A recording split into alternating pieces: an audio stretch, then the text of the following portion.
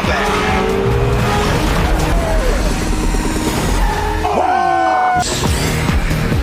Police! Wait, hold on.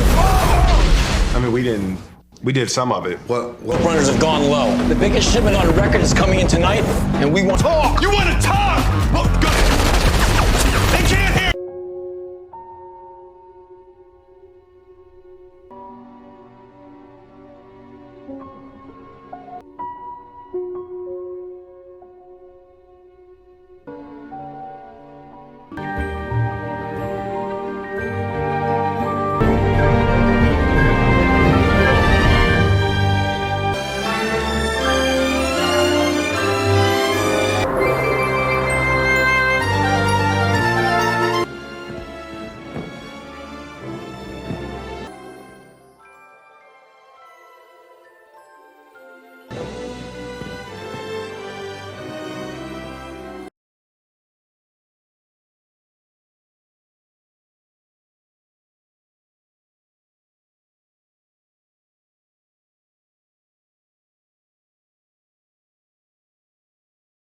What happens when two Miami cops go all out with bigger explosions, crazier chases, and non stop laughs? Bad Boys has the answer. This action's classic is packed with hidden facts, insane stunts, and behind the scenes secrets that most fans never noticed. Watch till the end on SONU HUB for a full review, amazing facts, and everything you need to know about Bad Boys 2, 2003. Bad Boys 2 is a 2003 American action comedy movie directed by Michael Bay and produced by Jerry Bruckheimer.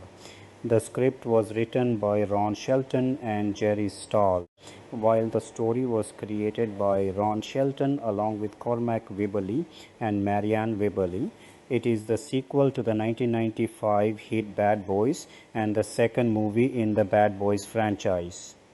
Martin Lawrence, Will Smith, Teresa Randall, and Joe Pantoliano returned to play their original characters, while Jody Mola, Gabrielle Union, and Peter Stormare joined the cast in new roles. The movie follows Miami detectives Marcus Burnett and Mike Lowry as they take on a dangerous case involving a huge drug smuggling operation that is flooding the streets of Miami with illegal drugs.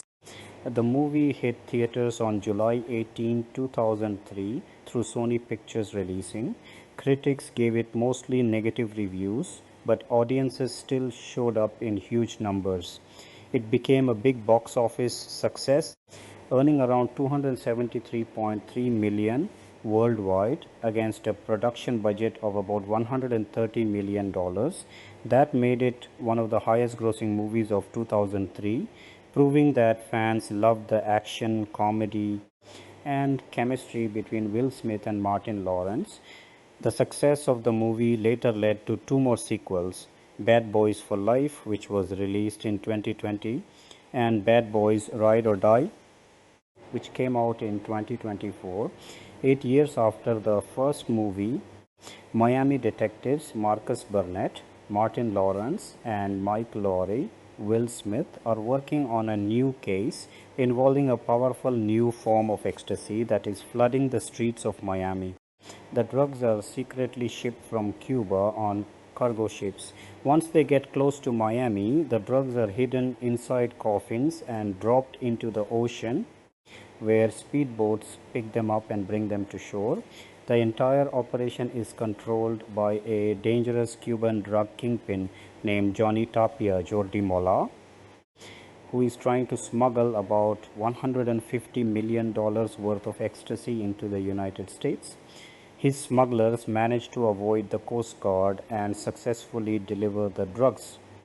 The Miami police start watching boats arriving from Cuba, and the investigation leads them to a Ku Klux Klan meeting deep in the swamps where a drug deal is supposed to happen.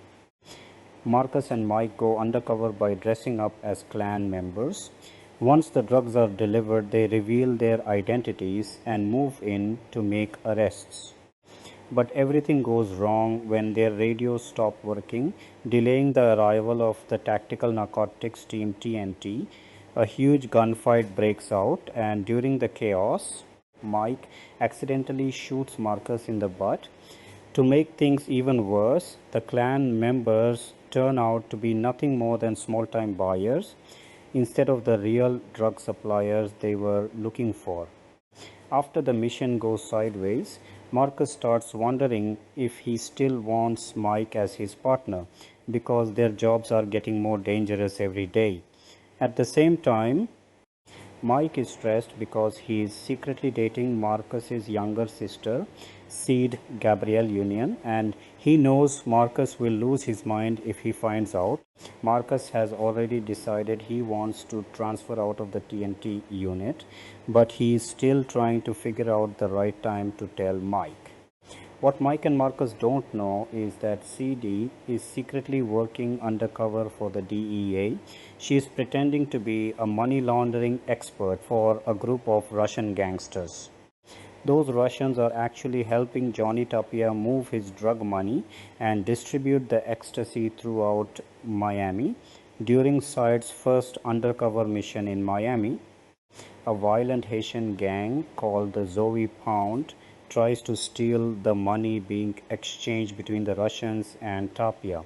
Seed gets caught right in the middle of the attack. Mike and Marcus, following a tip from one of their informants, have been tracking the Haitian gang and accidentally drive straight into the middle of the shootout. A massive gun battle and high-speed car chase tears through the city, causing millions of dollars in damage and making police captain Conrad Howard, Joe Pantoliano, furious. After the chaos, Captain Howard chews Mike and Marcus out and gets even more upset when he learns the DEA has been running a secret operation in his city without telling him. Soon, Mike and Marcus discover that Saidi is actually a DEA agent, leaving Marcus shocked and angry that his own sister has been risking her life without telling him. Captain Howard orders the detectives to stop worrying about family drama and focus on finding the people supplying the ecstasy. Mike and Marcus later confront the leader of the Haitian gang, which leads to another intense shootout. Before dying, the gang leader reveals that they learned about the money transfer from footage recorded on a friend's camcorder. After watching the video, the detectives realize that a local funeral home called Spanish Palms Mortuary is probably being used as one of Johnny Tapia's secret businesses. Pretending to be exterminators, Mike and Marcus sneak into Tapia's mansion and discover that Tapia has already murdered his Russian partners. At the same time, Tapia starts trusting Seed and wants her to handle all the money laundering for his drug empire. Seed stays undercover and continues collecting evidence against him. Mike and Marcus also find proof connecting Tapia to one of the boats involved in the failed clan drug bust. After convincing one of the arrested clan members to identify Tapia's boat, the detectives get caught in another dangerous gunfight while chasing a morgue van carrying empty dead bodies from the docks. Mike and Marcus decide to break into Tapia's funeral home, where they finally uncover his shocking smuggling operation.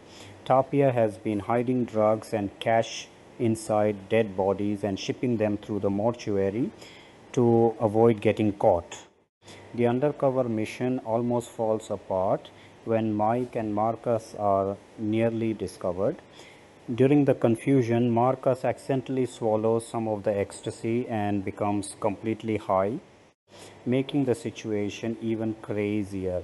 Thinking fast, Mike tells the officers waiting outside to crash an ambulance into the building, creating a distraction that gives them enough time to escape.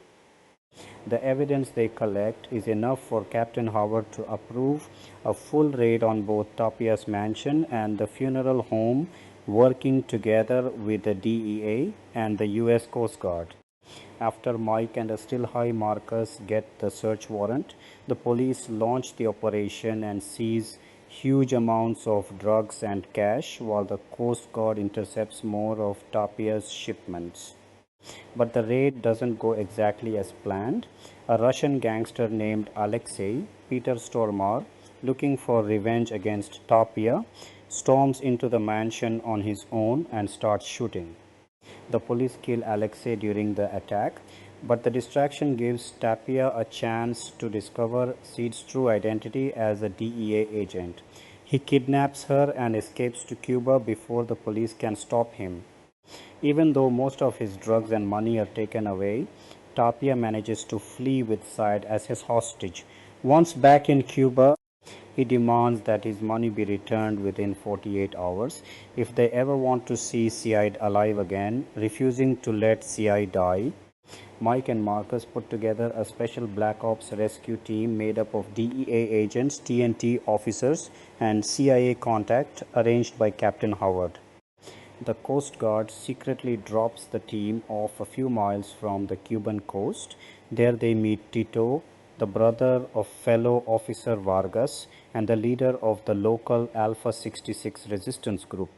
Tito provides them with weapons, secret tunnels, and detailed maps of Tapia's heavily guarded mansion. The rescue team launches a full assault on Tapia's compound, successfully saves CID, and plants a huge explosive that destroys the mansion as they escape. Mike, Marcus, CD, and Tito steal a bright yellow Hummer H2 and race away, while Tapia and Cuban military forces chase them across the countryside. Tapia survives the explosion and keeps coming after them until the chase reaches the area outside Guantanamo Bay. Since the Navy soldiers don't realize Mike and Marcus are American officers, they start shooting at everyone involved. The chase finally comes to a stop when the vehicles reach an active minefield. Tapia holds Mike at gunpoint, but Marcus quickly shoots Tapia before he can pull the trigger. Tapia falls backward onto a landmine and the explosion kills him instantly.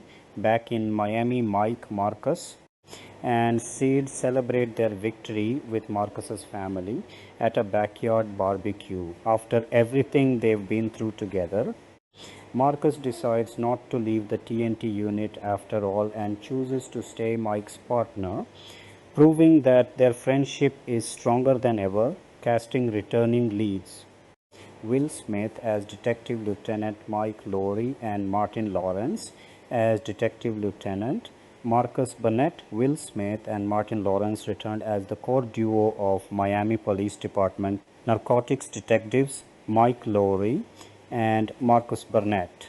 Their pairing formed the foundation of the 1995 original and carried forward into the 2003 sequel under director Michael Bay and producer Jerry Bruckheimer.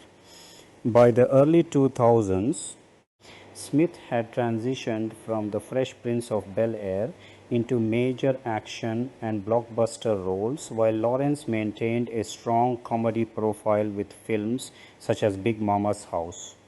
The 8-year gap between the first and second films required both actors to re-establish the rapid-fire banter, physical comedy, and contrasting personalities that defined the partnership. Laurie's flashy, womanizing confidence against Burnett's more grounded, family-oriented frustration. Smith's commitment came late. Reports indicated he withheld final agreement until roughly 2 weeks before principal photography because of dissatisfaction with the evolving script. Multiple writers had worked on drafts, including Ron Shelton, Jerry Stahl, Cormac, and Marianne Weebly, Judd Apatow, with contributions from Seth Rogen and Evan Goldberg on specific gags and others. The late agreement meant adjustments continued to accommodate the stars' chemistry and improvisational strengths. Lawrence, who had long favored pairing with Smith, brought continuity from the original production. Their on-set dynamic included extensive improvisation, a practice carried over from the lower-budget first film. Bay noted greater rehearsal time on the sequel, allowing the pair to refine comic timing around the larger-scale action sequences. The casting of the two leads was never seriously in doubt once the project moved forward, but the original 1995 film's history provided context for their selection. Early development of the first Bad Boys had considered Dana Carvey and John Lovitz before shifting to Smith and Lawrence. Lawrence had advocated for Smith, and their immediate rapport sealed the pairing. That established chemistry remained the central selling point for the sequel. Supporting players were deliberately chosen to contrast with the leads rather than compete for comic space. Bay specifically sought actors who would play roles straight so that Smith and Lawrence's humor could land against more serious or intense supporting performances. Teresa Randall as Teresa Burnett and Joe Pantoliano as Captain Conrad Howard Therese. Randall reprised her role as Marcus Burnett's wife, Therese. Her presence grounded the domestic side of the story, providing the family life that Marcus frequently references when expressing fatigue with the high-risk partnership. Randall's casting continuity reinforced the established relationships from the first film and allowed the sequel to expand on the Burnett household without introducing new exposition. Scenes involving the Burnett children and household interactions relied on her established rapport with Lawrence. Joe Pantoliano returned as Captain Conrad Howard, the exasperated superior officer who both enables and reprimands the duo. Pantoliano's performance style sharp, no-nonsense delivery with undercurrents of reluctant affection provided a consistent authority figure. His casting continuity helped maintain institutional continuity for the Miami PD tactical narcotics team setting. Howard's scenes often served as the professional counterpoint to the partner's chaos, and Pantoliano's experience in both dramatic and comedic roles allowed him to navigate the tonal shifts required by Bay's direction. Gabrielle Union as DA agent Sidney Sid Burnett. Gabrielle Union was cast as Sid Burnett, Marcus's younger sister and Mike's romantic interest. The role expanded the original film's limited female presence and introduced a significant undercover DEA agent storyline. Union brought an established screen presence from earlier work, including Bring It On, and approached the part with clear enthusiasm for the franchise. In contemporary interviews, she described CD as an undercover operative who has risen within the criminal hierarchy while maintaining her federal affiliation. The character's dual position creates both professional and personal tension. She is simultaneously investigating the same ecstasy trafficking network pursued by Mike and Marcus and conducting a secret relationship with Mike. Union's casting served multiple narrative functions. As Marcus's sister, she intensifies the personal stakes for the partners. As Mike's love interest, she fuels the central interpersonal conflict. Once Marcus discovers the relationship, the role also required physical capability for action sequences, which Union framed in interviews as an opportunity to play a capable armed operative. Her chemistry with Smith was essential to the romantic subplot, while her interactions with Lawrence emphasized familial protectiveness and friction. The part marked a step up in visibility for Union at the time and later led to a television spin-off centered on the character. Jordi Mola as Hector Juan Carlos, Johnny Tapia Spanish actor. Jordi Mola was cast as the primary antagonist, Cuban drug kingpin Johnny Tapia. Mola's selection followed a video audition submitted to Los Angeles. Producers had seen his earlier work in films such as Blow and Segunda Piel. He chose the project over other American offers because of its combination of large-scale action and broad comedy. Mola later described the production scale, approximately $130 $150 million budget range, cited in period reporting as an experience that removed remaining intimidation about major Hollywood films. Tapia required a Cuban accent. Roughly 3 days before filming, Bay suggested Mola adopt one. Cuban-born actor Yul Vasquez, who played Detective Mateo Reyes, recorded all of Mola's lines in both Spanish and English to serve as a reference. Mola's performance balanced theatrical menace, dark humor, and sudden violence, giving the film a flamboyant villain capable of holding the screen opposite Smith and Lawrence. Supporting characters in Tapia's organization, including family members and enforcers, were cast to reinforce his hierarchical and personal sphere. Gloria Irizarry played Donna Maria Tapia, and Alyssa Molins Diaz appeared as Tapia's daughter. Peter Stormare as Alexei, an additional antagonist. Peter Stormare was cast as Alexei, the Russian mafia figure whose nightclub operations intersect with Tapia's trafficking network. Stormare's established screen presence in intense, often eccentric roles provided a contrasting European criminal energy. His scenes with Mola Tapia established the power struggle that escalates into open conflict. Supporting Russian and Haitian gang elements filled out the multi-faction criminal landscape.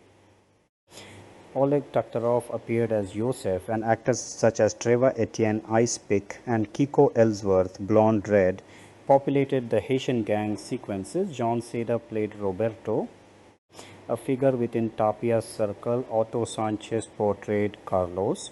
These supporting antagonist roles were filled by actors capable of conveying loyalty, fear, and sudden violence without drawing focus from the central villain or the detective pair. The casting approach for the criminal side emphasized physical presence and ethnic specificity appropriate to the Miami and Cuba settings. Supporting law enforcement ensemble Yul Vasquez and Jason Manuel Olazabal were cast as detectives Mateo Reyes and Marco Vargas, members of the tactical narcotics team who function as foils to Mike and Marcus. Bay specifically sought actors who would play the roles seriously rather than attempt to match the lead's comedy. In interviews, Bay explained that many actors auditioning for comic adjacent parts tried to be funny, which did not serve the film. Vasquez and Olazabal understood the assignment and provided straight, competitive energy that allowed the partners' humor to stand out. Henry Rollins was cast as the TNT leader. Rollins had previously auditioned unsuccessfully for Armageddon. For Bad Boys 2, he approached the process with less caution and secured the part. His intensity and distinctive presence suited the tactical team sequences. Additional TNT members included Gary Nickens, Fanuti, Ray Hernandez, Zank, Charlie Johnson Jr., Lockman, and Paul Villaverde, Dexter Deye, and related roles were filled by Anthony Coron, Tony Dodd, Varel Jones, Taylor, Tim Powell, Snell, Phil Owens, Timothy Adams, Keith Hudson, Rich Kelly, and others. Dave Corey appeared as FBI agent Eames. These parts required credible procedural presence during joint operations and interagency friction scenes. John Sally returned in a supporting capacity as Fletcher, the computer specialist from the first film, providing technical assistance and continuity. Family and civilian supporting roles. The Burnett family expanded beyond Therese. Bianca Bethune played Megan Burnett. Scott Cumberbatch portrayed Quincy Burnett, and additional young actors filled sibling roles. Dennis Green was cast as Reggie, the teenager who arrives to take Megan on a date and becomes the target of an extended intimidation sequence by Mike and Marcus. The scene was heavily improvised. Bay instructed Smith and Lawrence to intimidate the relatively inexperienced actor on set so that the visible discomfort would register authentically. Green's performance captured genuine unease. which became one of the film's more frequently discussed comedic moments. Additional civilian and peripheral roles included Nancy Dwyer and Evelyn Giro as the detectives' respective police psychologists, Damaris Justamante as a group therapist, Bill Cordell as a doctor, and Alex Warren as a medical examiner. These parts supported the film's occasional phrase into the personal and psychological consequences of the job. Notable cameos and uncredited appearances. Michael Bay appeared in a brief cameo as a crappy car driver. Dan Marino appeared as himself. Mason Rockbay, the director's dog, was credited as Mason the Mastiff. Megan Fox appeared uncredited as a bikini clad dancer in a club sequence. At the time of filming, she was 15. Production adjusted her placement so that she would not be shown with alcohol. The solution placed her under a waterfall, resulting in a soaked appearance. The cameo later drew retrospective commentary regarding the casting and staging of a minor in a suggestive context. Casting department and process notes. Casting directors included Kerry Borden, Billy Hopkins, and Suzanne Smith Crowley. The process balanced returning franchise players with new talent capable of matching the elevated production scale. Auditions and tape submissions were used for key supporting roles. For Tapia, the late decision on accent work required rapid coordination with Vasquez. Supporting ensemble roles emphasized physicality for the extensive action and chase sequences filmed primarily in Miami between July and December 2002.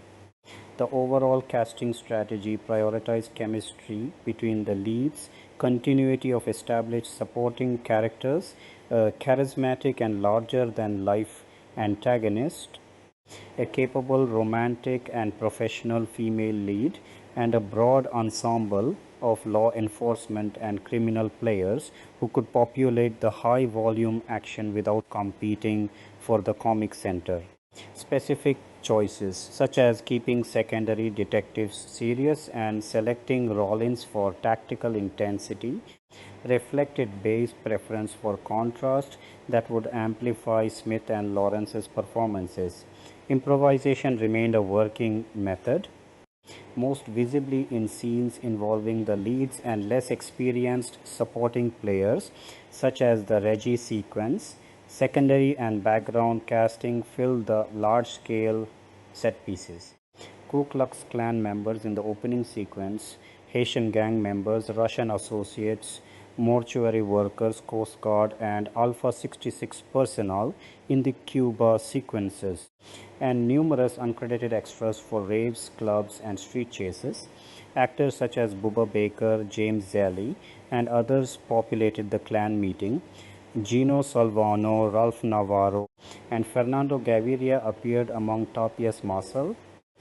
These layers of casting supported the film's dense visual and narrative environment while keeping the primary focus on the central quartet of Smith, Lawrence, Union, and Mola.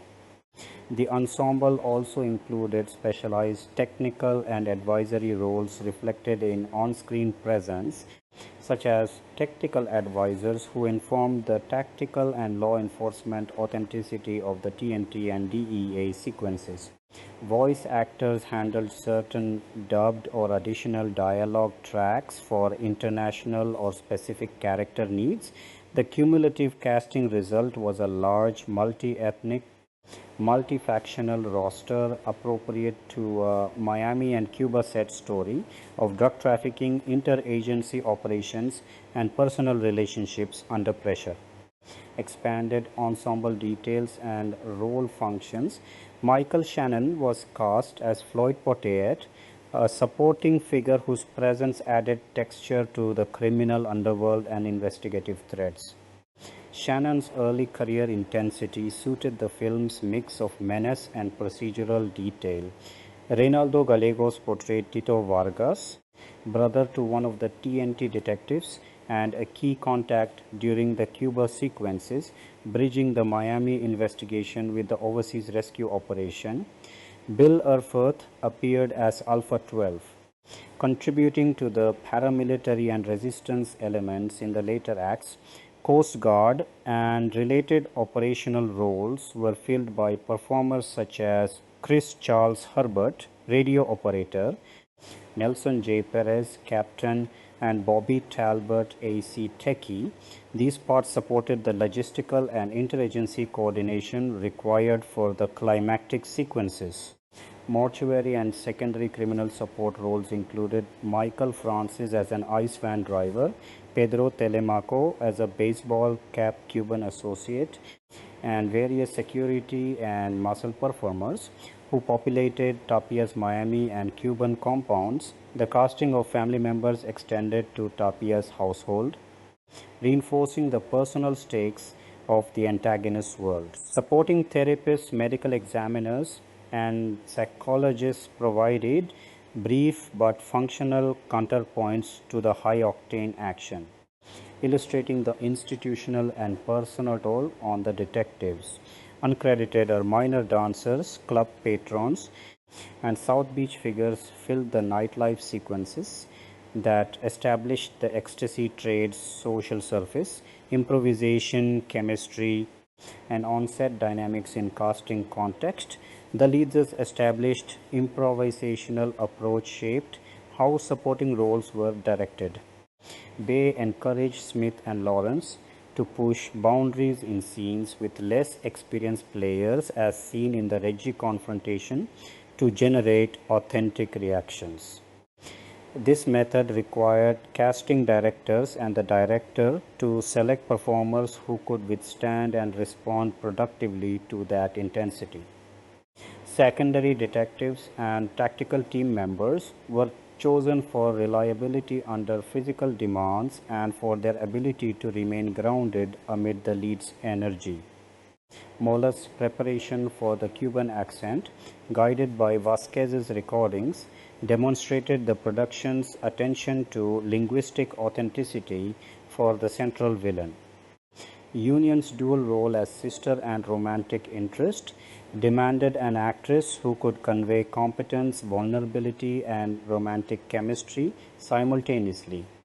Her selection fulfilled those layered requirements. Returning players such as Randall Pantoliano and Sally provided immediate continuity that allowed new cast members to integrate without extensive backstory exposition. Physical and action demands across the cast. The film's extensive chase, shootout, and stunt sequences influenced casting toward performers with physical capability or experience working in high action environments. TNT team members, DEA agents, and gang enforcers needed to execute or support complex set pieces filmed across Miami locations, including the MacArthur Causeway and other urban corridors. The Cuba sequences further required coordination among principal and supporting players for the Black Ops rescue and subsequent pursuit. Cameo appearances by Bay Marino and the director's dog added light meta and local flavor without disrupting narrative focus. The uncredited Fox appearance, while later subject to discussion, formed part of the club sequence's visual texture at the time of production. Overall casting architecture. The architecture of the cast placed Smith and Lawrence at the center, surrounded by a ring of continuity characters: Randall Pantoliano, Solly, a strong new female lead Union, a theatrical primary antagonist Mola, a contrasting secondary antagonist Stormom, competitive but serious fellow detectives Vasquez, Olasabal, intense tactical support, Rollins and TNT ensemble, and a dense background of criminal, law enforcement, family, and civilian players. Casting directors Kerry Barden, Billy Hopkins, and Suzanne Smith Crowley facilitated this balance through traditional auditions, tape submissions, and targeted selections for accent, physicality, and tonal fit. This structure enabled the film's blend of buddy cop comedy, large-scale action, personal stakes, and multi-faction criminal conflict while preserving the core partnership that defined the franchise. Supporting roles were calibrated to amplify rather than dilute the lead's chemistry, and key new additions expanded the emotional and antagonistic range without requiring extensive recalibration of the established dynamic. The result was a large, functional ensemble tailored to the expanded scope and Miami, Cuba setting of the 2003 sequel. Production development and pre-production, The Road to Bad Boys 2 was long, winding, and marked by more false starts than most studio sequels ever experience. The idea of following up the 1995 buddy cop hit Bad Boys was floated almost immediately after the original film proved to be a box office success, and industry trade coverage began discussing a follow-up within just a few months of the first movie's release. As early as August 1995, the Los Angeles Times reported that producers Jerry Bruckheimer and Don Simpson were already laying plans for a sequel with an eye toward beginning production the following year. At that early stage, director Tom Day, who would later go on to direct films such as Shanghai Noon, was attached to the project. Dee had reworked an earlier draft of the script and was slated to make his feature directorial debut with the sequel, a notable vote of confidence in an up-and-coming filmmaker being handed the reins of a major studio franchise. That version of the project, however, never came together. By 1997, the plans that had been announced 2 years earlier were shelved after Sony Pictures executives expressed dissatisfaction with the screenplay that had been developed. This is a common fate for sequels in Hollywood. A script that looks promising in a pitch meeting can fall apart once studio executives, producers, and financiers actually sit down to read it in full, and Bad Boys I was no exception to that pattern. Around this same period, directors Jonathan Dayton and Valerie Faris, the husband and wife filmmaking team who would later direct Little Miss Sunshine, were offered the chance to direct the sequel and turned it down, a decision that in hindsight speaks to how different the eventual finished film might have looked had another creative team taken the reins. With the project effectively stalled, Jerry Bruckheimer Films sought out new writers to reignite it. Married screenwriting duo Cormac and Marianne Wibberley were approached by an executive at the production company and asked to come up with a fresh take on the sequel. The Wibberleys, who would go on to write blockbuster franchise fare such as National Treasure, wrote a first draft on spec, pitched it to Bruckheimer, and the producer responded favorably to their take. Their draft effectively became the foundation from which the film that eventually reached theaters would be built. Even though their work would undergo substantial revision before cameras ever rolled, the next several years saw the project pass through the hands of numerous additional writers, illustrating just how unsettled and iterative the development process for a major studio tentpole can be. In March 2002, roughly 7 years after the sequel was first announced, it was reported that Ron Shelton, a filmmaker and screenwriter best known for sports dramas like Bull Durham and Tin Cup, had been brought on to rewrite the script. Shortly afterward, writer Jerry Stahl was hired to do additional rewriting work on top of Shelton's draft. Stahl was initially engaged for what was meant to be a short week-long polish, but he ended up staying attached to the production for several additional weeks. In later interviews, Stahl would claim that only small fragments of the dialogue he wrote ultimately survived into the finished film, a fairly common experience for writers who work on scripts that pass through many hands before production begins. Following Stahl's contribution, the studio and Bruckheimer brought in John Lee Hancock, a screenwriter and director in his own right, who would later helm films such as The Blind Side and Saving Mr. Banks. Interestingly, director Michael Bay was initially skeptical of Hancock's involvement, questioning whether a writer without an extensive action movie background was the right fit for a project of this scale and tone. Bruckheimer reportedly reassured Bay that Hancock's own directing experience made him uniquely suited to understand the practical challenges a director faces, and that this perspective would make his rewrite more useful rather than less.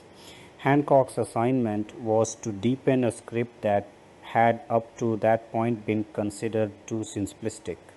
He was tasked with adding subplots, increasing the level of interpersonal conflict between the characters, and giving each of the two leads a personal secret to carry through the story elements that would eventually manifest in the finished film as Mike Laurie's clandestine relationship with Marcus Burnett's sister, Sade, and Marcus's private doubts about continuing as Mike's partner.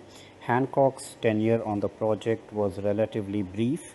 He departed after roughly 3 weeks to begin production on his own film, The Alamo. After Hancock's exit, Judd Apatow, who at that point in his career was still primarily known as a television writer and producer, years before he would become one of the defining comedic filmmakers of the 2000s and 2010s, was hired to do a pass on the script. Apatow brought along two collaborators, Seth Rogen and Evan Goldberg, both of whom were relatively unknown at the time and, according to Rogen's own later recollections, financially strapped. Apatow reportedly paid the pair a modest sum to assist him with the rewrite, and the two ended up contributing several jokes and comedic beats to the script. This anecdote has since become a minor footnote in the origin stories of both Rogen and Goldberg, who would go on to build a substantial career together, writing and producing comedies such as Superbad and This Is the End. Once Apatow's rewrite was complete, two more writers, Brian Koppelman and David Levien, were brought in near the end of principal photography to do targeted punch-up work focused specifically on the characters.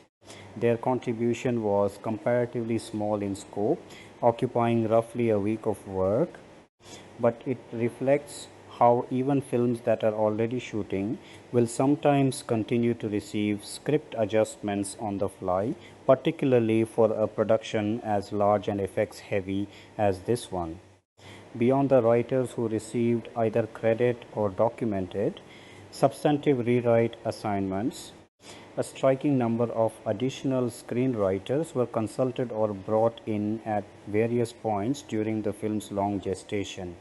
These included Ronald Bass, the writing team of Dick Clement and Ian Lafreniere, Larry Ferguson, George Gallo, who had created the original characters for the first Bad Boys film, Tony Gilroy, Dan Gordon, Brian Helgeland, Gregory Allen Howard, Todd Robinson, and a writer credited as Marshall Todd. Some of these figures were asked to produce entirely independent drafts, while others were engaged for narrower rewrite work on the existing material.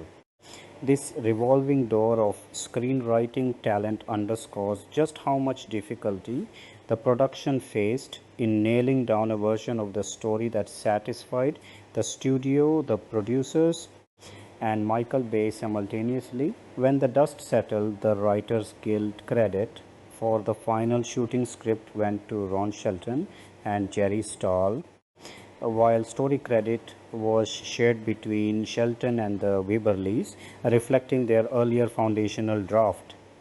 It is a testament to how collaborative and at times chaotic big budget screenwriting can be that a film crediting only a handful of names on screen was, behind the scenes, touched by well over a dozen writers across a development period spanning nearly a decade. This protracted multi-writer development process is worth dwelling on because it illustrates a broader truth about how studio sequels of this scale actually come together. A film like Bad Boys T was never simply a matter of one writer sitting down and producing a finished screenplay that was then shot largely as written. Instead, the script evolved through a long chain of contributors, each of whom left some imprint on the finished product, even as the overall through line of the story. Two Miami narcotics detectives investigating a drug trafficking operation that eventually leads them into direct conflict with a powerful cartel figure remained relatively consistent across the many drafts. What changed from version to version was less the broad shape of the plot and more the texture, the specific jokes, the subplots involving Marcus's family and Mike's secret relationship with CID, the balance between comedy and action, and the overall tone the filmmakers wanted the finished picture to strike. It is also worth noting just how much time elapsed between the first serious reports of a sequel being developed in August 1995 and the film's eventual theatrical release in July 2003, nearly 8 full years. Few major studio sequels take quite that long to reach the screen, and the gap speaks to the difficulty the studio and producers had in settling on a script, a director, and a creative direction that satisfied everyone involved. From the studio executives concerned with commercial viability to Bruckheimer, who by the early 2000s had built an enormously successful producing career defined by glossy, effects driven action filmmaking, to Michael Bay himself, who by the time he signed back on to direct the sequel had become one of the most commercially successful action directors in Hollywood on the strength of The Rock and Armageddon. The eventual decision to bring Michael Bay back to direct the sequel to the film that had, in many ways, launched his feature directing career in 1995 also reflects a broader pattern common to long gestating franchise sequels. Studios often gravitate back toward the collaborators who made the original film work, even after years of trying out alternative visions with other directors and writers. Once it becomes clear that assembling an entirely new creative team from scratch has not produced a script or approach that everyone can agree on, Bay's return brought with it not only his now signature visual style but also his working relationship with Bruckheimer, the two having by that point already collaborated on several hugely profitable action films together, giving the studio a level of comfort and predictability that had been largely absent throughout the sequel's earlier, more turbulent development period. Filming principal photography on Bad Boys I took place between July and December 2002, a substantial shooting schedule that reflects both the scale of the production and the sheer number of large action set pieces that needed to be captured on camera. The bulk of filming occurred in and around Miami, Florida, the city that serves as the backdrop for the entire narrative, and that has become closely associated with the Bad Boys franchise as a whole. Shooting on location in Miami allowed the production to capture the city's distinctive visual identity, its pastel architecture, waterfront highways, and tropical light, elements that have become a signature part of the film series aesthetic. One of the most logistically demanding aspects of the shoot involved the film's centerpiece car chase sequence along the MacArthur Causeway, a major roadway connecting Miami to Miami Beach across Biscayne Bay. In order to film the elaborate chase, which involves Mike and Marcus pursuing and being pursued by several vehicles while dodging gunfire and causing widespread vehicular destruction, the production arranged for the eastbound lanes of the causeway to be shut down in early August 2002. closing down a real actively used stretch of interstate highway for filming purposes is an enormous undertaking that requires extensive coordination with local authorities, and it speaks to both the ambition of the sequence and the influence that a production of this size, backed by a major studio and a director known for large scale action filmmaking, could bring to bear on a host city. The production also made use of Bill Baggs Cape Florida State Park, a public park and nature preserve located at the southern tip of Key Biscayne.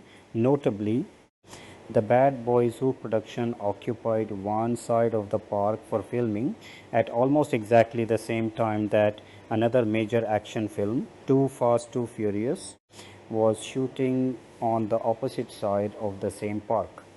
The coincidence of two big budget action productions filming in such close proximity to one another during the same period offers a small but telling glimpse into just how much of a hub South Florida had become for major studio filmmaking in the early 2000s, a status that local film commissions and tourism boards were at the time actively working to cultivate and promote. Beyond these two heavily documented locations, the film's story called for a wide range of settings across the Miami area, from suburban homes and nightclub interiors to a fictional mortuary used as a front for drug trafficking, to a climactic sequence set in a shanty town outside Havana, Cuba sequence that notably draws visual and structural inspiration from an earlier similarly staged chase in the 1985 Hong Kong action film Police Story starring Jackie Chan. Because filming in Cuba itself would not have been feasible for a major American studio production given the political and logistical realities involved, the production would have relied on domestic locations, standing sets, and visual effects work to stand in for the film's Cuban setting. Director Michael Bay, by 2002, had already established a well known and distinctive approach to staging and shooting large scale action, having previously directed Bad Boys, The Rock, and Armageddon.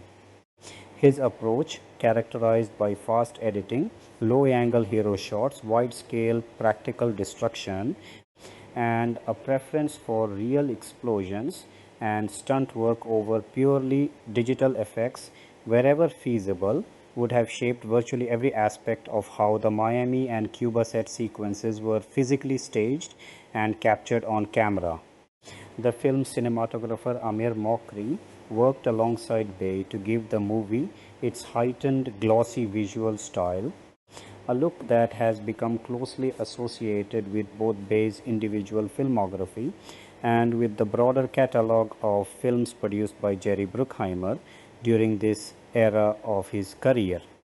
This particular visual approach, often summarized informally within the industry as favoring warm, saturated lighting, dynamic low-angle compositions, and constantly moving cameras, required an unusually large crew presence on set, even by the standards of major studio action filmmaking. Multiple camera units would typically have been deployed simultaneously during the film's largest set pieces, allowing Bay and his editorial team to capture the same practical stunt or explosion from a range of angles in a single take, which in turn gave the editors greater flexibility during post-production to assemble the kind of rapid-fire, highly kinetic cutting patterns that had become one of Bay's directorial signatures by this stage of his career. The sheer physical scale of the shoot also meant that the production employed a substantial number of stunt performers, many of whom would have needed to train extensively in vehicle stunts, fight choreography, and controlled falls in order to safely execute the film's numerous action sequences. Coordinating stunt work of this complexity across a 6-month shoot spread across multiple real-world locations represents one of the most resource intensive aspects of any large-scale action production, requiring dedicated stunt coordinators, safety personnel, and extensive rehearsal time well before principal photography on any individual sequence actually began. Filming a production of this scale and complexity, spanning roughly 6 months and multiple real-world locations, including a major public highway and a state park, required an enormous logistical apparatus, stunt coordination, pyrotechnics teams, vehicle wrangling for the numerous cars destroyed on screen, and close collaboration with local police and government bodies to manage public safety and road closures. The scale of that production apparatus is part of why Bad Boys I carried a reported production budget of $130 million, a substantial sum for its time, and one that reflects not just star salaries but also the sheer physical scope of the shoot. The choice to shoot so extensively on location in Miami, rather than relying more heavily on sound stages or substitute locations elsewhere, was itself a significant creative and logistical decision. Miami is not simply a backdrop for the Bad Boys franchise, it functions almost as a character in its own right, and the production's commitment to capturing the city's real streets, waterways, and skyline lend the finished film a level of visual authenticity that would have been far more difficult to replicate on a studio backlot.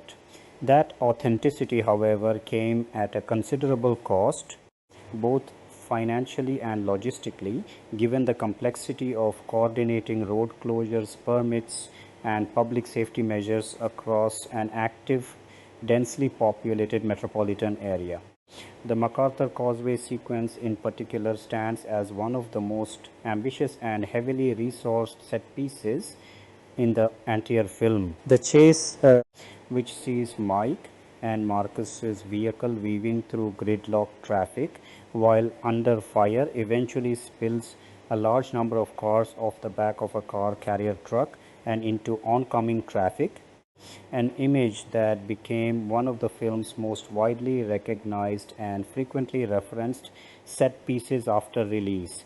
Achieving that sequence practically on a real and only partially closed public roadway required careful choreography between stunt drivers, practical effects technicians responsible for staging the destruction of dozens of vehicles, and Bay's characteristic use of multiple cameras to capture the chaos from as many dynamic angles as possible. This approach, favoring practical vehicular stunts, controlled chaos, and real destruction over purely computer-generated substitutes wherever feasible, was very much in keeping with the filmmaking philosophy Bay had already established across his earlier films, and it remained a defining hallmark of his work throughout the rest of his career. The production's simultaneous use of Bill Baggs' Cape Florida State Park alongside the crew of Too Fast, Too Furious is a small but memorable footnote in the history of early 2000s studio filmmaking in South Florida.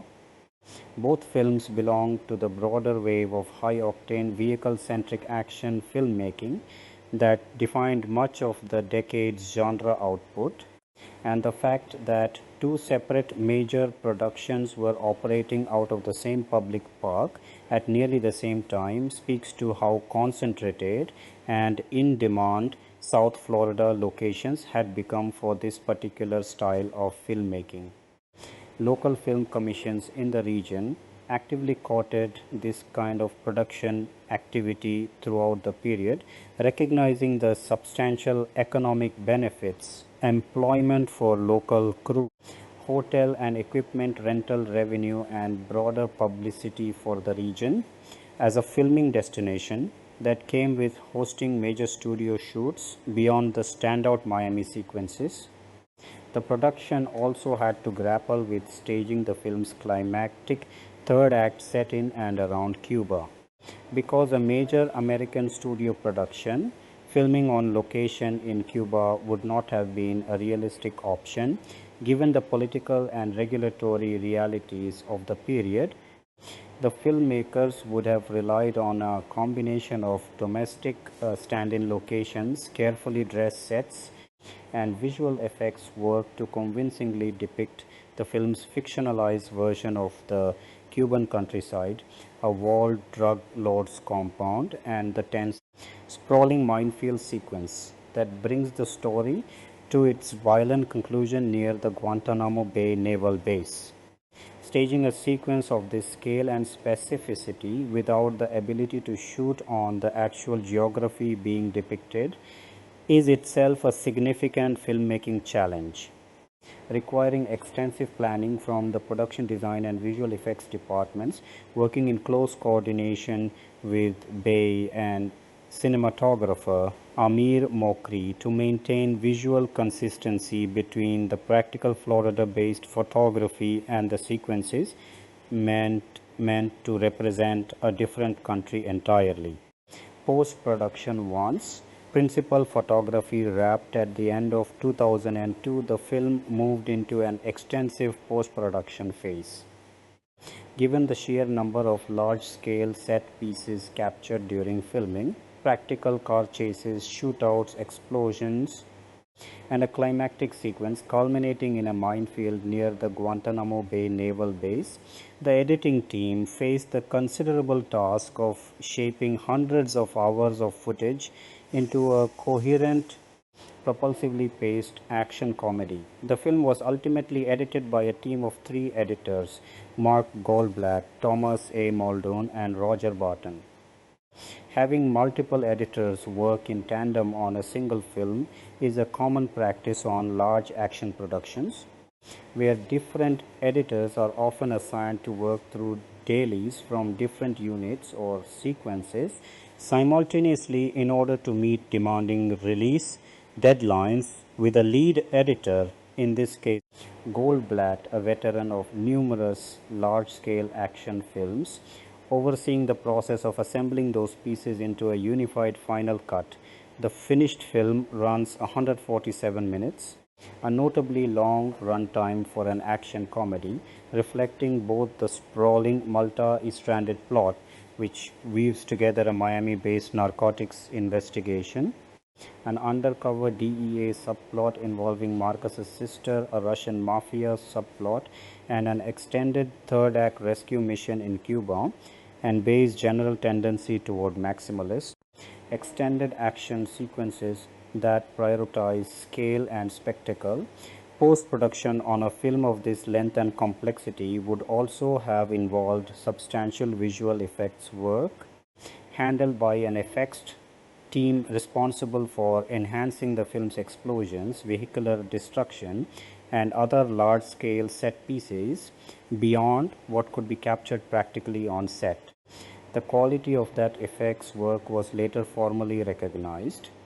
The film received a nomination at the second annual Visual Effects Society Awards for Outstanding Supporting Visual Effects in a Motion Picture, an industry acknowledgement that despite the film's mixed to negative reception from film critics, overall, its technical craftsmanship in the effects department was held in relatively high regard by peers working in the visual effects field. Sound design and mixing would similarly have played an outsized role in post-production given the sheer volume of gunfire, explosions, engine noise, and other high decibel elements that populate nearly every act of the film. Action films of this scale typically undergo extensive sound editing passes to ensure that dialogue remains intelligible against a wall of practical and digital sound effects, and Bad Boys 2, with its numerous large-scale shootouts and vehicular sequences, would have required exceptionally meticulous sound work in order to maintain clarity and impact throughout its lengthy runtime. The editorial challenge of the film cannot be overstated. With a final runtime of nearly 2.5 hours, the editing team had to balance an unusually large number of major set pieces: the opening clan meeting shootout, the MacArthur Causeway car chase, the mortuary infiltration, the raid on Tapia's Miami residence, and the extended Cuban rescue mission and minefield finale against the comedic dialogue driven scenes meant to develop the relationship between Marcus and Mike and to advance the film's subplots involving CD, Teresa, and Captain Howard. Striking the right rhythm between these two very different modes of filmmaking, spectacle, and comedy is one of the more difficult tasks any action comedy editor faces, since pacing that favors one mode too heavily risks undercutting the other. Too much lingering on comedic character beats can sap momentum from the film's action, while too rapid a pace through the character material can leave audiences with little emotional investment in the outcome of the elaborate set pieces built around them. Because Mark Goldblatt had extensive prior experience editing large-scale action films, including earlier collaborations on projects within the action genre more broadly, his involvement as lead editor would have brought a level of expertise in exactly this kind of tonal balancing act. Working alongside co-editors Tom Sasse Muldoon and Roger Barton, the editorial team was tasked not merely with trimming footage down to a releasable runtime, but with actively shaping the film's comedic timing, particularly in scenes built around unscripted or loosely scripted improvisation between stars Will Smith and Martin Lawrence, whose rapport and comic chemistry had been central to the appeal of the original 1995 film and remained a key selling point for the sequel. The visual effects work that underpinned much of the film's post-production also deserves particular attention, given that it was the one major technical element of the production to receive formal industry recognition despite the otherwise largely negative critical reception the finished film received. Enhancing practical stunts and explosions with digital effects work, extending the scale of destruction, removing wires and safety rigging from stunt sequences, and integrating computer generated elements into live action plates requires close coordination between the editorial team, the visual effects supervisors, and the director throughout post-production, often continuing for many months after principal photography itself has wrapped. The fact that this work was later nominated at the Visual Effects Society Awards, a peer-voted award specifically honoring achievement within the visual effects industry, stands as one of the more unambiguous accolades associated with the film's post-production process, offering a counterpoint to the far harsher assessments the finished picture would go on to receive from mainstream film critics upon release. Music, the score for Bad Boys 2 was composed by Trevor Rabin, a South African-born musician and composer who, prior to his transition into a prolific career scoring Hollywood blockbusters, had been best known as the guitarist and a principal songwriter for the progressive rock band Yes during its commercially successful 1980s period. By the early 2000s, Rabin had become one of the most in-demand composers working within the Jerry Bruckheimer stable of productions, having previously scored several of Bruckheimer's other high-profile action films. His work on Bad Boys Eye continued that collaborative relationship, providing a score designed to underscore the film's blend of high-octane action and comedic buddy cop banter. Beyond Rabin's original score, a film like Bad Boys 2, set against the backdrop of Miami's nightclub and hip-hop adjacent culture, would typically also draw on a soundtrack of licensed popular music to help establish tone, energy, and setting during its numerous nightclub, party, and driving sequences. Films in the Bad Boys franchise have historically leaned into contemporary hip-hop and R&B music as part of establishing their Miami setting, and their tone a tradition that traces back to the original 1995 film and that would have continued to inform the musical choices woven throughout the sequel's soundtrack. It is worth noting that despite the technical polish widely acknowledged in categories like visual effects, the film's musical score did not escape criticism from commentators who found aspects of the film's overall craft excessive.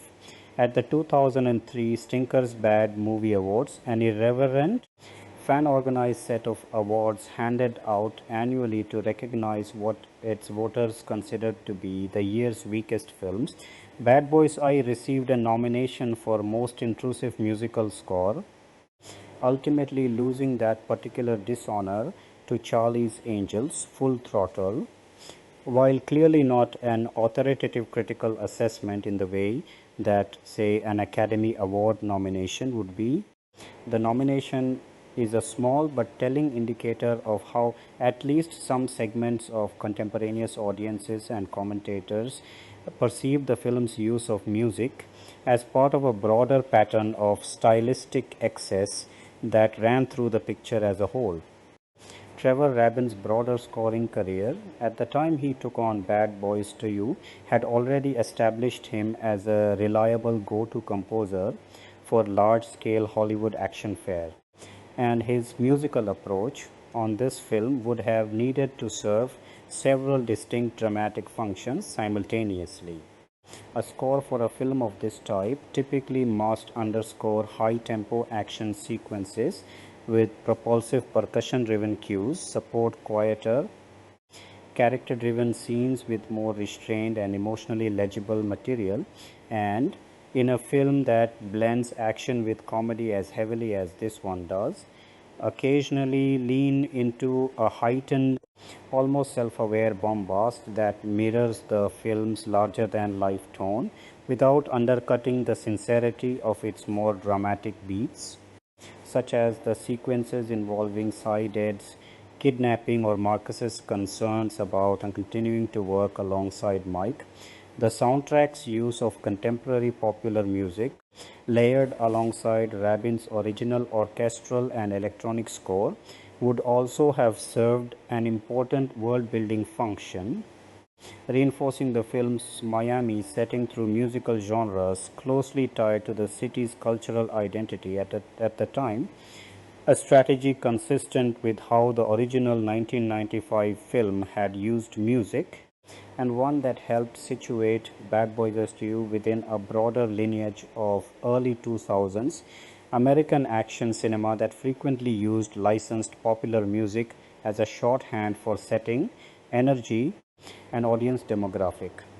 The interplay between Rabin's orchestral score and the soundtrack's popular music selections would have been managed closely by the film's music supervisors and post-production sound team, ensuring that the transitions between the two registers felt cohesive rather than gyring across the film's numerous tone shifts between comedy, romance, and large-scale action.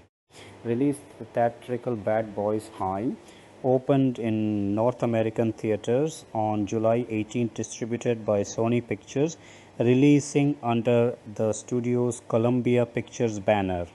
Positioned squarely in the middle of the lucrative summer blockbuster season, the film was one of several high-profile action and effects-driven releases competing for audience attention that July, a month that in 2003 also saw the release of major titles such as Pirates of the Caribbean, The Curse of the Black Pearl and Spy Kids 3D, Game Over. The film's opening weekend performance was strong by any measure. It generated $46.5 million domestically over its first 3 days in release, a figure that placed it fourth on the all-time list of opening weekends for a film carrying an R rating, trailing only The Matrix Reloaded, Hannibal, and 8 Mile. That opening was enough to claim the number one spot at the North American box office for the weekend, allowing Bad Boys 2E to edge out Pirates of the Caribbean. The Curse of the Black Pearl notably another Jerry Bruckheimer production, which had opened the previous week and was still drawing substantial audiences of its own.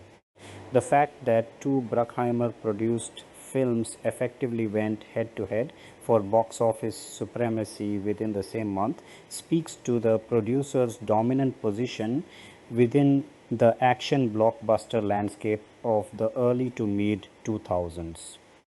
Bad Boys Eyes Rain at the top of the box office chart, however, proved to be short lived. In its second weekend, the film slipped to third place, falling behind both Pirates of the Caribbean and the newly opened Spy Kids 3D Game Over. That second weekend performance came with a steep 52. 6% decline from its opening figures, a significant, though not unusual, drop off for a big budget action film, particularly one that had opened as explosively as Bad Boys Are You had. Even with that decline, the film still managed to earn approximately $22 million in its second weekend, a total sufficient to keep it ahead of other major releases in the marketplace at the time, including Lara Croft, Tomb Raider, The Cradle of Life, and the horse racing drama Seabiscuit. The film's commercial success was not confined to North America. In the United Kingdom, where the film opened somewhat later in its international rollout, Bad Boys I-Fae earned roughly $10 million, a total that made it the second highest grossing film released in the UK during October 2003, trailing only the animated hit Finding Nemo for that particular release window. Taken as a whole, Bad Boys Eyes' theatrical run generated approximately $138 million in North America and an additional $135 million from international markets, for a combined worldwide total of roughly $273 million. That final tally placed the film as the 10th highest grossing release of 2003 globally, a strong showing that comfortably exceeded the performance of the original 1995 film, with the sequels worldwide gross coming in at almost double what the first Bad Boys had earned.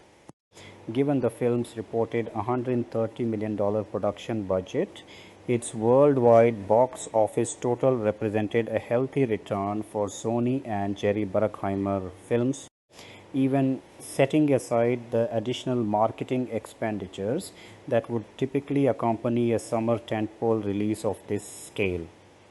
The film's financial performance ultimately proved decisive in shaping the franchise's future, helping to justify the many years of subsequent on and off development that would eventually lead to further sequels.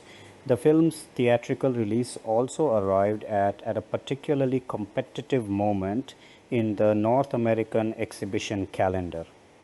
The mid to late July window in 2003 was crowded with major studio releases vying for the same pool of moviegoers. And Bad Boys Eyes' ability not only to open strongly but to remain a consistent presence in the weekly box office top 5 for several weeks running speaks to the durability of its audience appeal. Even as newer releases continue to enter the marketplace around it, this kind of sustained theatrical performance, rather than a single spectacular opening weekend followed by a rapid fall off, is often what ultimately determines whether a film's total box office gross meets or exceeds studio expectations. And Bad Boys Eye's relatively gradual decline over its opening weeks reflects the kind of durable, word-of-mouth driven audience interest that a purely front-loaded opening weekend hit does not always achieve. The film's marketing campaign in the lead up to its release would also have played a significant role in shaping its theatrical performance. As a sequel to a well-remembered mid-1990s hit featuring two enormously popular stars in Will Smith and Martin Lawrence, both of whom had continued to build substantial box office track records in the years between the two films. Bad Boys I entered the marketplace with an unusually high degree of built-in audience recognition and anticipation. Marketing materials for the film would have leaned heavily on the established chemistry between its two leads, the larger scale action promised by returning director Michael Bay, and the simple, easily communicable premise of two mismatched partners taking on an even bigger criminal threat than they had faced in the original film, all standard tested elements of sequel marketing, but ones that proved highly effective in this particular case given the film's ultimately strong opening weekend numbers buzz. Home media following its theatrical run, Bad Boys I made its way to the home video market relatively quickly by the standards of the era. The film was released on both VHS and DVD on December 9, 2003, distributed by Columbia TriStar Home Entertainment, timing the release to coincide with the winter holiday shopping season, a common strategy for major studio releases, hoping to capture gift buying consumers in the final weeks of the calendar year. The dual VHS and DVD release also reflects the broader home entertainment landscape of the period. While DVD had by 2003 become the dominant format for new releases, VHS had not yet been fully phased out, and studios frequently continued issuing titles in both formats to reach the full breadth of the home video consumer base. The film would not see a high-definition home video release until more than a decade later. A Blu-ray edition of Bad Boys 2 was issued on November 10, 2015, allowing the film to finally be experienced in a format that could do justice to its elaborate, FX-heavy cinematography and to Amir Mokri's widescreen photography of the Miami and Cuban locations used throughout production. The film received a further home media upgrade several years after that. Bad Boys I was packaged together with the original 1995 film as part of a two-film collection released on Ultra HD Blu-ray on September 4, 2018. That format, which supports 4K resolution alongside high dynamic range color, represented the highest fidelity home video presentation the film had received up to that point, and the decision to pair it with its predecessor in a single collector set reflects the way the two films have, over time, come to be marketed and consumed together as a matched set within the broader Bad Boys franchise, particularly as interest in the series was reignited by the eventual release of further sequels in the years that followed. The roughly decade-long gap between the film's original 2003 DVD release and its eventual 2015 Blu-ray debut is itself worth noting, since many major studio action films of the mid-2000s made the transition to Blu-ray considerably sooner, often within just a few years of the format's commercial launch around 2006. The delay in bringing Bad Boys 2 specifically to Blu-ray may reflect a combination of factors common to catalog titles more broadly: shifting studio priorities regarding which library titles to prioritize for high-definition remastering, the costs associated with preparing an older film's source materials for a new format, and simple scheduling decisions tied to broader marketing considerations, such as timing a release to coincide with renewed public interest in a franchise. That renewed interest arrived in earnest with the eventual release of Bad Boys for Life in January 2020, which reintroduced the franchise to a new generation of moviegoers and, in turn, likely helped drive continued home media interest in both of the earlier films. The 2018 Ultra HD Blu-ray two-film collection can be understood, at least in part, as an effort by the studio to capitalize on that anticipation, offering longtime fans of the franchise an opportunity to revisit both the original film and its sequel in the best possible home video quality, ahead of the long-awaited third installment's theatrical debut. Roughly a year and a half later, the continued availability of Bad Boys 5 across an unusually wide range of home media formats VHS, DVD, Blu ray, and Ultra HD Blu ray over a span of 15 years also reflects the film's enduring commercial viability as a piece of studio catalog content. Even amid its considerably more mixed critical standing, reception's box office, as detailed above, Bad Boys 2 was, in commercial terms, an unambiguous success for its studio and producers. Against a production budget of $130 million, the film's worldwide theatrical gross of approximately $273.3 million represented a substantial return, particularly once one accounts for the film's strong opening weekend performance, its multi-week theatrical run, and its subsequent home video revenues across VHS, DVD, Blu-ray, and Ultra HD Blu-ray formats over the years that followed its initial release. Several individual box office data points stand out as particularly notable when situating the film within the broader commercial landscape of 2003. Its 46.5 million opening weekend was, at the time, remarkable for an R-rated release, specifically a category of film that traditionally draws smaller audiences than PG-13 or PG counterparts due to the built-in restrictions on ticket sales to younger viewers.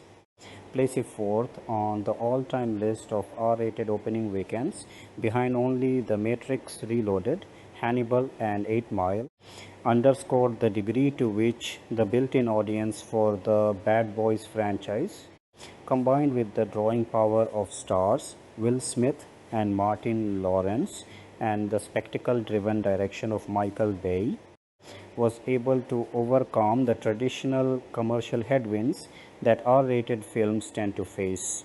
The film's ability to overtake Pirates of the Caribbean. The Curse of the Black Pearl for the #1 box office position in its opening weekend was also a notable achievement, given that the swashbuckling adventure film itself, a Jerry Bruckheimer production, had opened to considerable success just 1 week earlier and had been widely expected to dominate the July box office landscape for an extended stretch.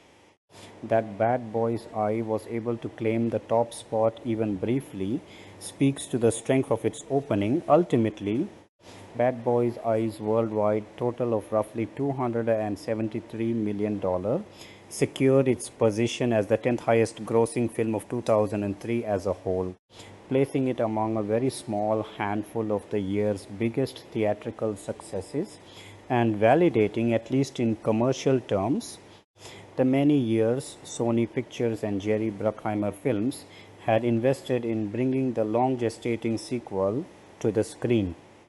Viewed within the broader context of Jerry Bruckheimer's career as a producer, Bad Boys Eye's box office performance further cemented a track record of commercial reliability that had already been well established by that point through hits like The Rock, Armageddon, and, released just weeks earlier in the same summer, Pirates of the Caribbean, The Curse of the Black Pearl.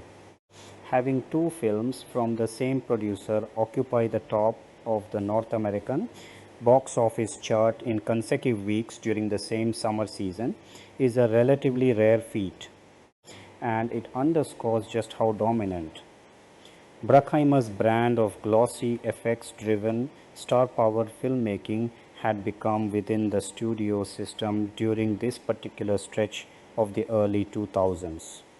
Similarly, for director Michael Bay, Bad Boys 2's commercial success reaffirmed his standing as one of the most bankable directors working in big-budget action filmmaking, building on the momentum of his earlier hits and setting the stage for his subsequent, even larger-scale projects, including his forthcoming work on the Transformers franchise later in the decade.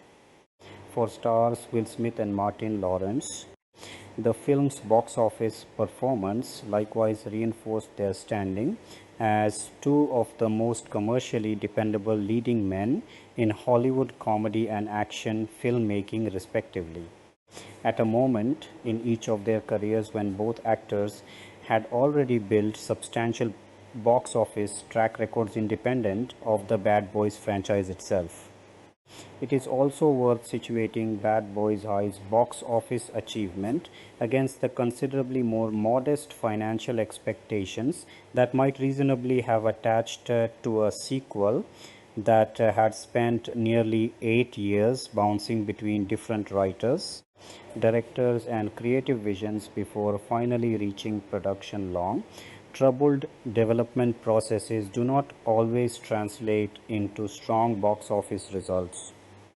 Audiences have little visibility into a film's behind the scenes production history, but studios themselves often treat a long, uncertain gestation period as a cautionary signal about a project's underlying commercial prospects. That Bad Boys I 3 was able to overcome its famously difficult path to the screen and post box office numbers nearly double those of its predecessor stands as a notable outcome, one that likely factored heavily into the eventual, if similarly long delayed, decision to pursue further sequels within the franchise in the years that followed. Critical response: while Bad Boys IE thrived commercially, it fared considerably worse with film critics, receiving what can accurately be described as a broadly negative critical reception upon release, a disconnect between box office performance and critical esteem that is far from uncommon for large-scale summer action films, but one that was especially pronounced in this instance. On the review aggregation website Rotten Tomatoes, the film holds an approval rating of just 23% based on 183 collected reviews, a figure that places it firmly in rotten territory by the site's classification system.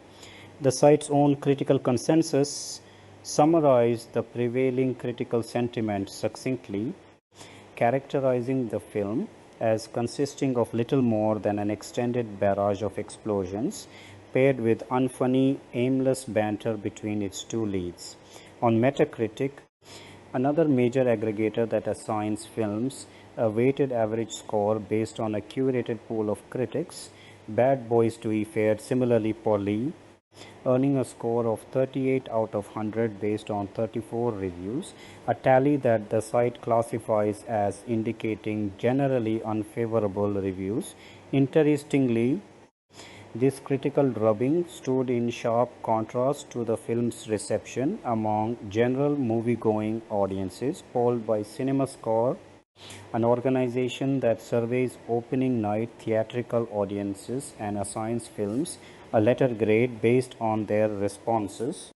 Moviegoers who saw Bad Boys C gave the film an average grade of A on the service's A plus to F scale, an unusually strong audience response for a film that critics on the whole disliked so intensely.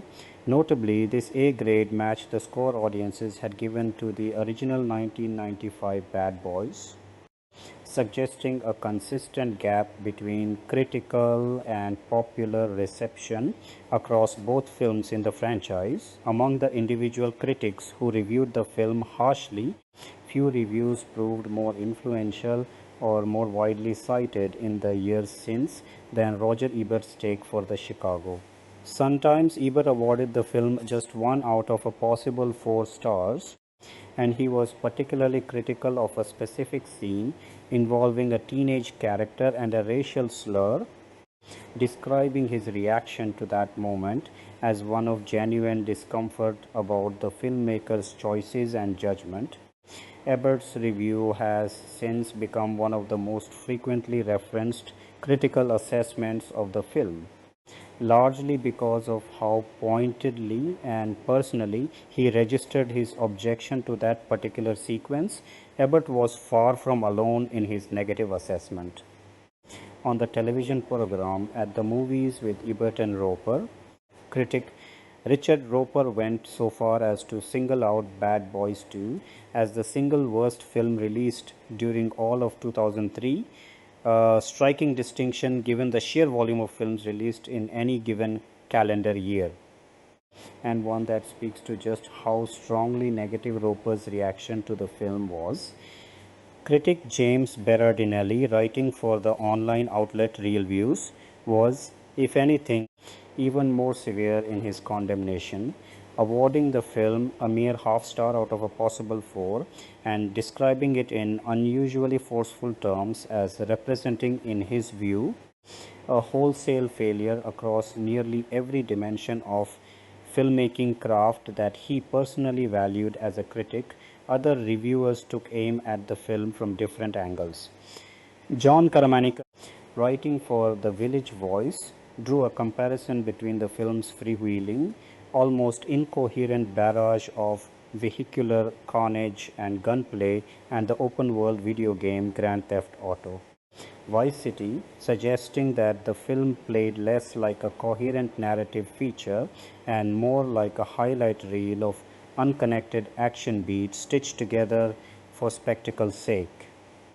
Ed Gonzalez of Slant Magazine was similarly unsparing, awarding the film 0 out of 4 stars and characterizing it as one of the more distasteful products to emerge from the Hollywood studio system in recent memory, invoking a comparison to the widely maligned 1998 comedy drama Patch Adams as a point of reference for just how strongly he objected to the film's tone and sensibility.